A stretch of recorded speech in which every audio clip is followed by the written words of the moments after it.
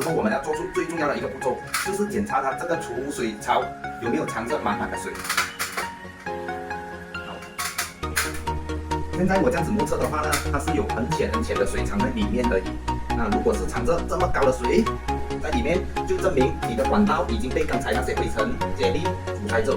这个时候你就要做出清洗这个管道的动作。而这个视频其实我在之前已经教过大家了，大家可以看回去我之前的冷气系列里面的其中一集哦。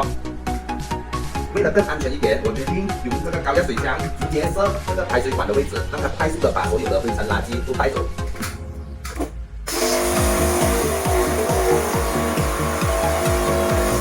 好，检查这个管道完全没有堵塞，再喷一下水进去。